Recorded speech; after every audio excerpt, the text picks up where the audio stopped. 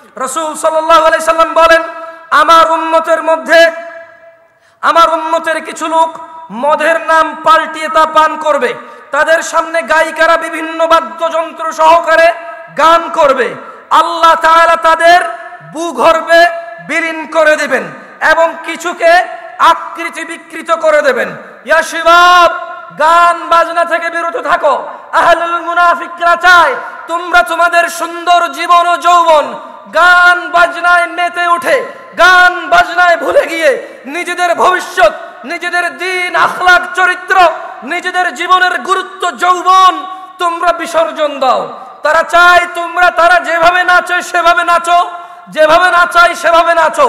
তোমরা তাদের অ্যালগরিদমে চলে আসো। তারা আজকে এই গান, কালকে ওই গান, আজকে এই সিনেমা, কালকে ওই সিনেমা, পরশু অমুক সিনেমা চলে আসতেছে, বানাতে পারে। তোমাদের একটা চক্রের ভিতরে তারা রেখে দিয়েছে। ইয়া শিবাব, হে যুবকরা, আহলুল মুনাফিকদের ফাঁদে পা দিও না। তারা চায় তোমরা নেশায় মত্ত হয়ে তোমরা তোমাদের জীবনটাকে জাহান্নামের দিকে ঠেলে দাও।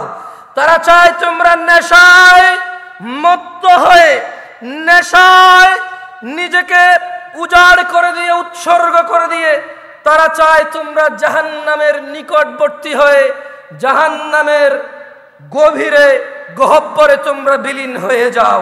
তারা চায় তোমরা শয়তানের ফাঁদে পা দাও, তোমরা আল্লাহ দ্রোহিতায় মেতে ওঠো। তারা চায় তোমরা নেশা করে আল্লাহ ও তার রাসূলের দ্রোহিতায় মেতে ওঠো। অথচ আল্লাহ সুবহানাহু ওয়া তাআলা চায় তোমরা সফল হও, সফলতার দিকে আসো। তিনি সুবহানাহু ওয়া তাআলা বলেন, ইয়া আইয়ুহাল্লাযীনা আমানু, হে তোমরা যারা ঈমান এনেছো। কারা কারা আমরা ঈমান এনেছি রবের প্রতি? তাকবীর! ঈমান এনেছি কারা কারা? কার প্রতি ঈমান আনছি? তিনি আরশের মালিক কে? বিচার দিবসের মালিক কে? জান্নাত জাহান্নামের মালিক কে? সুস্থতাকারী কে? রিজিক দাতা কে? আমরা ওনার প্রতি ঈমান আনছি। তিনি বলছেন, ইয়া আইয়ুহাল্লাযীনা আমানু। তাহলে আমাদেরকে বলছেন, যারা আমরা ঈমান আনছি সবাইকে বলেন।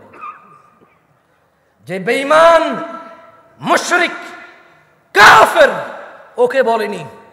তিনি সুবহানাহু ওয়া তাআলা আমাকে, আপনাকে, আমরা যারা ঈমান এনেছি ওদেরকে বলছেন যে ইন্নামাল খামরু ওয়াল মাইসির ওয়াল আনসাবু ওয়াল আজলামু রিজসুম মিন আমালিশ শাইতান ইয়া আইয়ুহাল্লাযীনা আমানু ফাজতানিবু। হে তোমরা যারা ঈমান এনেছো, নিশ্চয়ই মদ, জুয়া, মূর্তি পূজার বেদীয় তো কেবল ঘৃণার বস্তু, শয়তানের কাজ। ফাজতানিবু, তোমরা এটা থেকে বিরত থাকো, তোমরা এটা বর্জন করো। ফাজতানিবু লাআল্লাকুম তুফলিহুন, মদ, জুয়া এগুলো তোমরা বর্জন করো। লাআল্লাকুম তুফলিহুন, যাতে তোমরা সফল হও। মুনাফিকরা চায় মদ, জুয়া, খেলাধুলা, হাসি তামাশায় আমরা আমাদের জীবনটাকে বিলিয়ে দেই, উৎসর্গ করে দেই। জাহান্নামের অধল নিচে আমরা নিজেদেরকে, কি বলে এটাকে, মানে আমরা জাহান্নামের নিম্ন পর্যায়ে পৌঁছে যাই। এটা হচ্ছে মুনাফিকদের চাহিদা। গান বাজনা, নেশা, জুয়া এগুলো দিয়ে আমাদের কি করবে? মোবাইলে জুয়া খেলা যায় কিনা? এখন খেলো তোমরা? কেউ কে হ্যাঁ বলছে মনে হয়। আপনি কিছু বলবেন না, ঠিক আছে? রাসূল সাল্লাল্লাহু আলাইহি সাল্লাম বলেছেন, আমার উম্মতের মধ্যে এমন অনেক সম্প্রদায় হবে। কি হবে? একটু আমার সাথে বলিয়েন। রাসূল সাল্লাল্লাহু আলাইহি সাল্লাম বলেছে, আমার উম্মতের মধ্যে অনেক সম্প্রদায় হবে। কি হবে?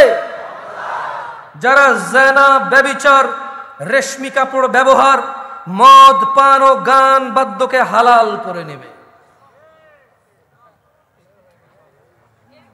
কি কি হালাল করবে? মদ, জুয়া, কি?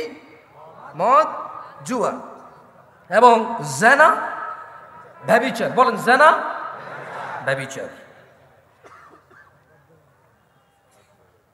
এগুলোকে হালাল করে নেবে। যেমন আজকের দিনে কোনো ছেলে যদি পার্কে আজকের দিনে কোনো মেয়ে ছেলে যদি পার্কে হাত ধরে হাঁটে, ওরা কি এটাকে জানা মনে করে? আজকের দিনে কোনো ছেলে মেয়ে বিবাহ করেনি, ভিডিও কলে কথা বলে, ওরা কি এটাকে জানা মনে করে?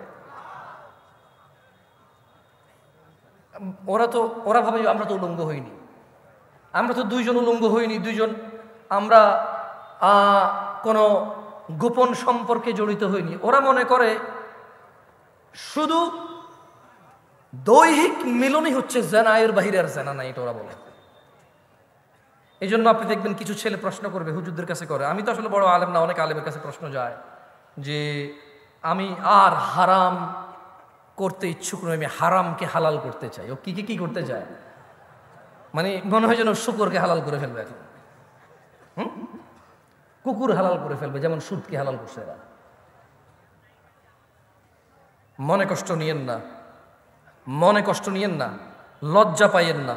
এই তোমাদের যে ক্যামেরাগুলো তোমরা এখন ঘুরাবা না, কেমন একদম যেভাবে সেভাবে স্টিল থাকুক, লজ্জা দিতে চাই না। যাদের হাতে মোবাইল আছে বন্ধ করে দাও, 2 মিনিটের জন্য আবার তোমরা চালু করে আমি একটা পরীক্ষা নেব। যাদের হাতে মোবাইল আছে তোমরা বন্ধ করে দাও। যেগুলো চলতেছে এগুলো তো কাউকে দেখা যাচ্ছে না। আমি যে প্রশ্ন করবো স্টেজের আশেপাশে আপনারা কেউ হাত তুলিয়েন না, কেমন?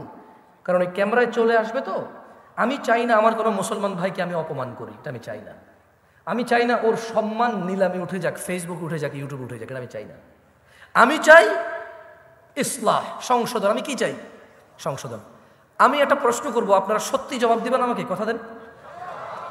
লজ্জার কিছু নেই, কেউ কারো দিকে তাকাবেন না, কেমন? এখন আমি আপনাদের একটা প্রশ্ন করব, আপনারা জবাব দিন, এবং কেউ কারো দিকে তাকায়েন না। এটা দুষ্টামের কিছু না, এটা আফসোসের কিছু, এটা লজ্জাস্কর কিছু, এটা মানে মাথা নত লজ্জাস্কর কিছু। আমি জিজ্ঞেস করবো, এটা আফসোস, আফসোসের কিছু, হাসি তামাশার কিছু হবে না। তবে আমি অনুরোধ করবো কেউ কারো দিকে তাকাবেন না, কেউ কারো দিকে ক্যামেরা করবেন না।